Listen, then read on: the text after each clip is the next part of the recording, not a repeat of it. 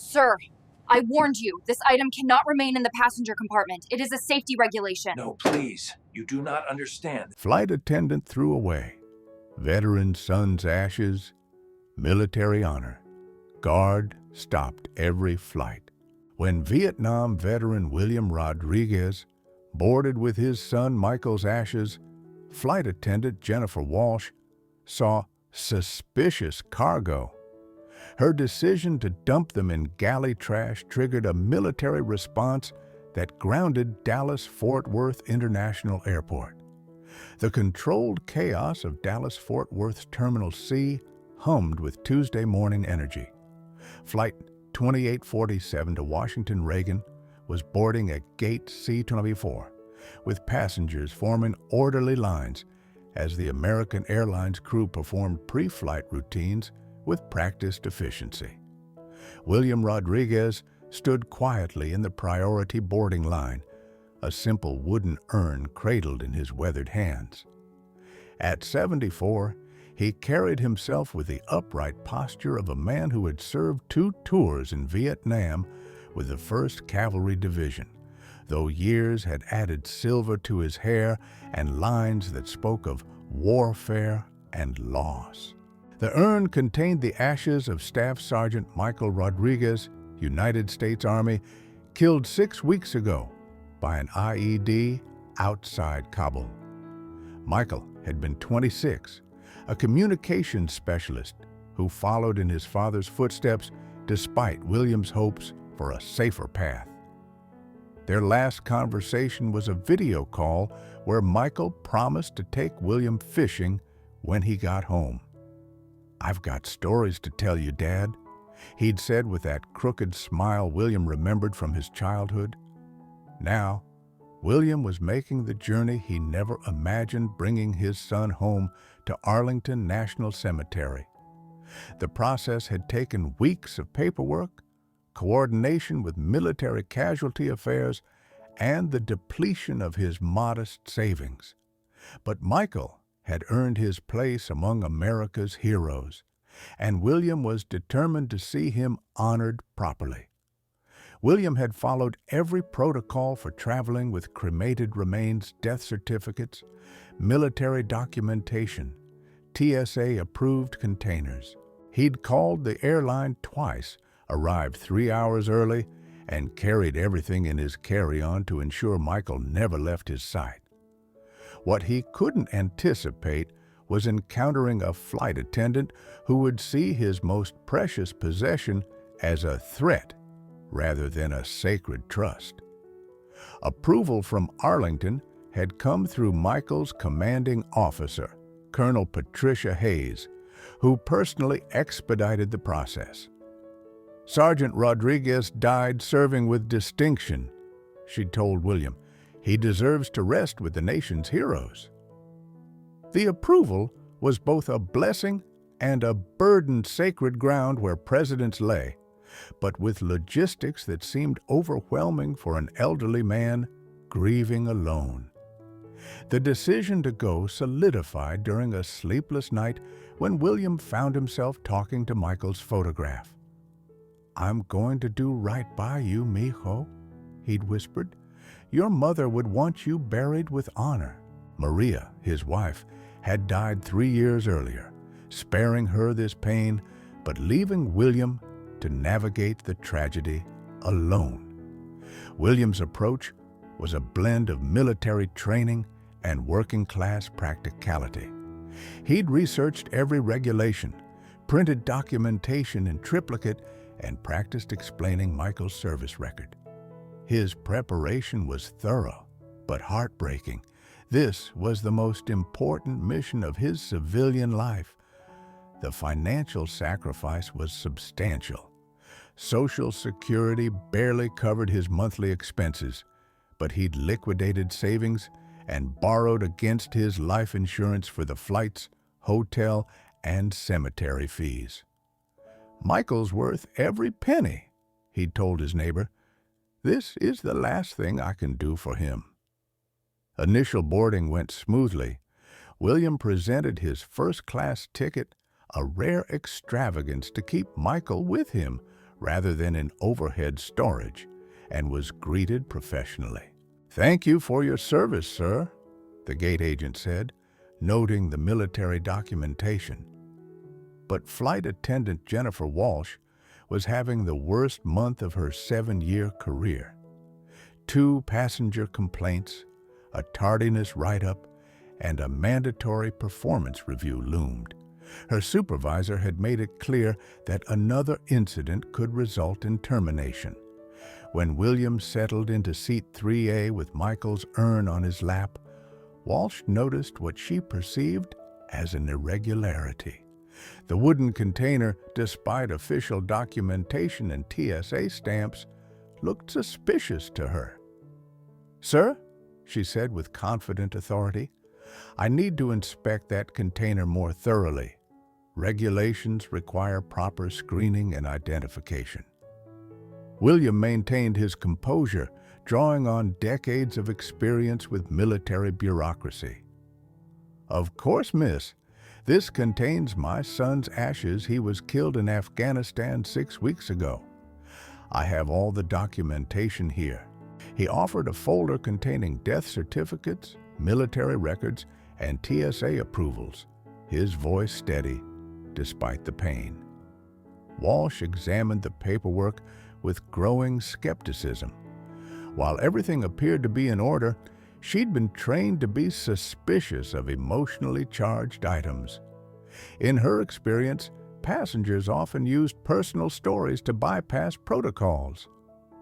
"The documentation looks complete," she acknowledged, "but I'm concerned about the container itself. It's not a standard TSA-approved type, and I can't verify its contents without an additional inspection." Other first-class passengers noticed the extended conversation.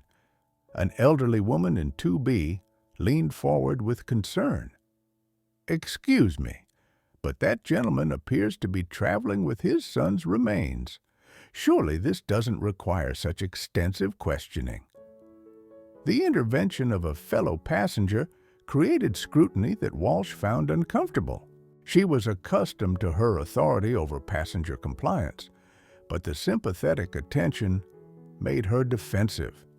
Several travelers were listening, their expressions suggesting they found her treatment inappropriate. Captain James Morrison, a 20-year veteran and former Air Force pilot, emerged from the cockpit for routine checks when he overheard Walsh's questioning. Morrison immediately recognized the military documentation and understood the significance a combat veteran bringing his son's remains home for burial. "Is there a problem here?" Morrison asked with quiet authority. Walsh straightened, recognizing her captain's intervention. "Sir, I'm following security protocols regarding unusual carry-on items." Morrison quickly reviewed the documentation, recognizing the official seals and TSA approvals. "Mr. Rodriguez, thank you for your son's service, and I'm sorry for your loss. We'll ensure you and Staff Sergeant Rodriguez have a comfortable flight home." Captain Morrison's intervention seemed to resolve the situation. Walsh appeared to accept her commander's judgment, and passengers relaxed as the confrontation ended. William nodded gratefully, understanding his son was receiving the military respect that civilian authorities sometimes failed to provide. Boarding continued, with economy passengers occasionally noticing the urn. Veterans in military shirts nodded respectfully, recognizing the significance. The first-class atmosphere became quietly reverential, with passengers speaking in hushed tones out of respect for William's grief. But Walsh's concerns weren't resolved. During pre-flight preparations, she remained fixated on the urn, convinced she was allowing a potential security risk. Recent performance reviews had emphasized proactive passenger safety, and she interpreted this as requiring action regardless of Captain Morrison's opinion. As the aircraft pushed back and began taxiing, Walsh made a decision that would haunt her career. During the brief seatbelt period, she approached William with renewed determination.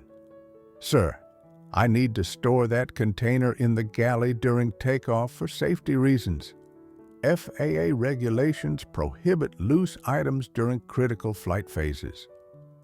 Her statement was both factually incorrect and procedurally inappropriate. Cremated remains in approved containers were specifically exempted.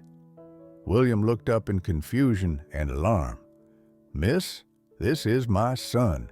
The documentation clearly states cremated remains can be held during the entire flight. I'm not letting him out of my sight."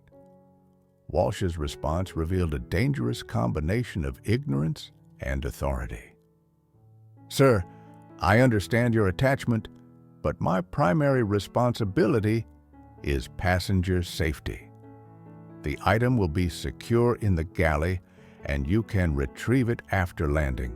The confrontation attracted passenger attention, many of whom had initially supported William's right to keep his son's remains.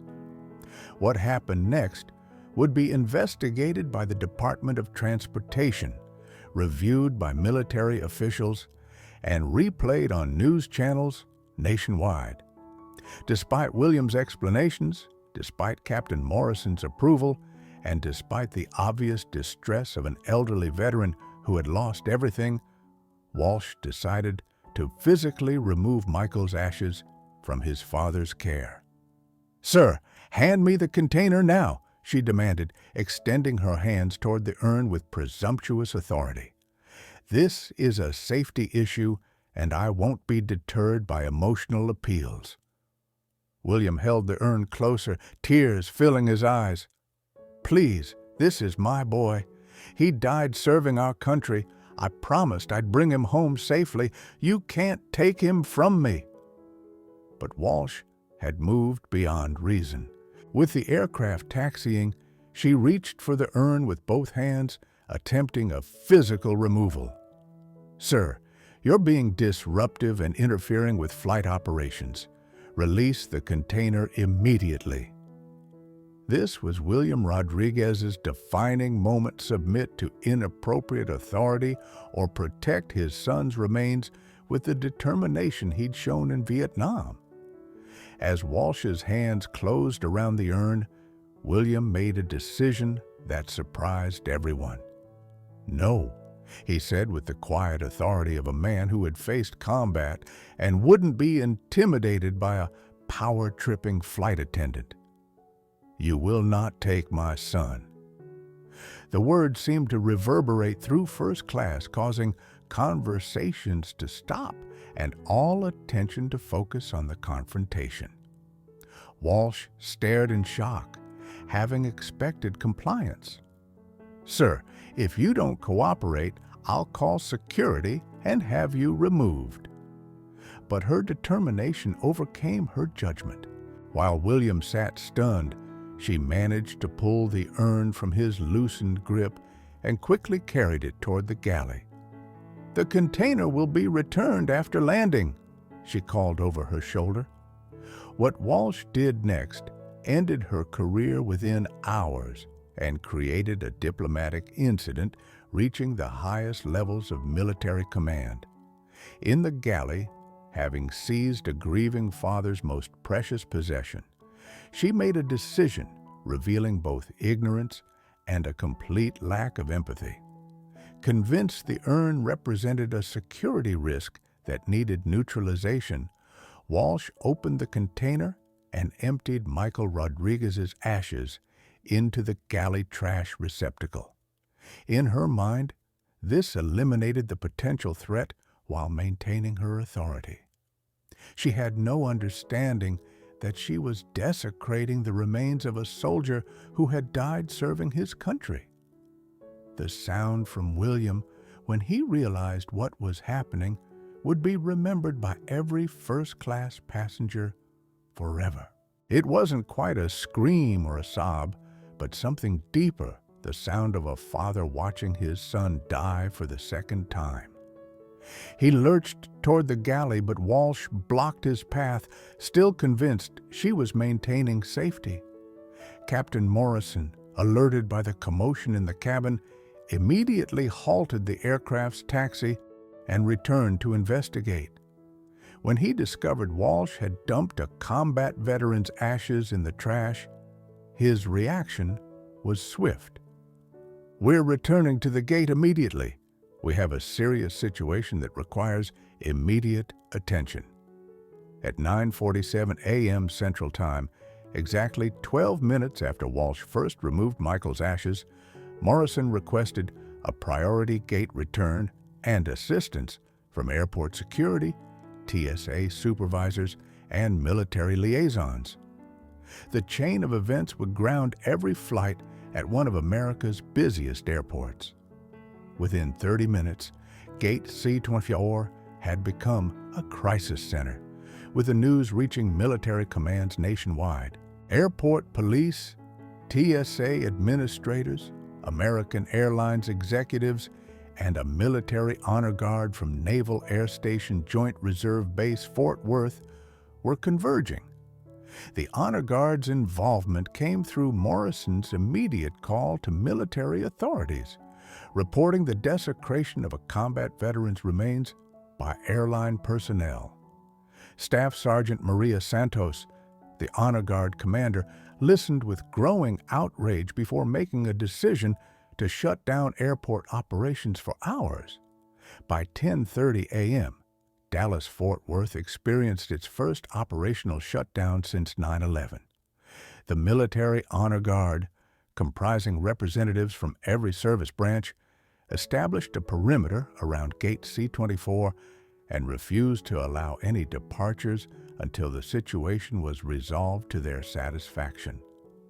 Walsh faced a tribunal including military officers, airline executives, airport security, and federal aviation officials. Her casual decision to dispose of the ashes was being treated as military remains desecration and a federal veterans' rights violation. The immediate challenge was recovering Michael's remains from the galley trash and restoring them appropriately for a military burial. Military mortuary affairs specialists flew in from San Antonio to oversee the process, working with airline maintenance crews to ensure every particle of ash was recovered and properly handled. The investigation revealed the full extent of Walsh's misunderstanding of airline policies and federal regulations. Her actions had violated American Airlines procedures for handling military remains, TSA guidelines for cremated remains, and federal laws protecting veterans' families from discrimination. The breakthrough came when Major General Robert Hayes, commanding officer of the 1st Cavalry Division, Michael's former unit, arrived personally to oversee the resolution. A Vietnam veteran himself, General Hayes understood exactly what William was experiencing and was determined that both the father and son received appropriate honor.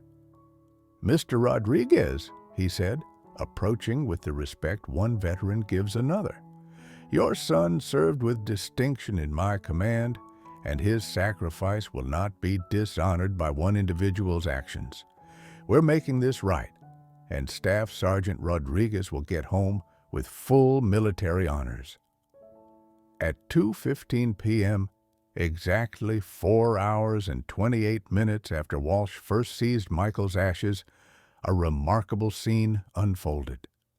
Staff Sergeant Michael Rodriguez's restored remains, now in a flag-draped military casket provided by the Honor Guard, were carried through the terminal by 8 uniformed pallbearers representing all service branches. Every flight operation stopped as the Honor Guard procession moved through the airport. Passengers and workers stood at attention, many with hands over their hearts, as the fallen soldier finally received the respect he had earned. William walked beside the casket, tears streaming not from grief alone, but from pride that his son was being honored by his military family. Jennifer Walsh was terminated within 24 hours and permanently banned from commercial aviation. The incident triggered a complete overhaul of airline procedures for handling military remains, with mandatory training for flight crews about the final journeys of fallen service members. American Airlines paid for Michael's entire Arlington ceremony and established a scholarship in his name.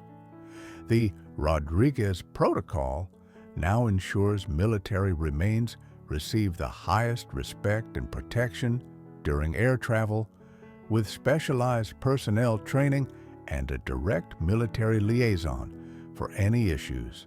William's fight for his son's dignity led to federal legislation strengthening Gold Star family protections, ensuring no parent would ever again face such disrespect while honoring their child's sacrifice. Michael was buried at Arlington with full military honors, his casket carried by the same honor guard that had stood up for his dignity at Dallas-Fort Worth.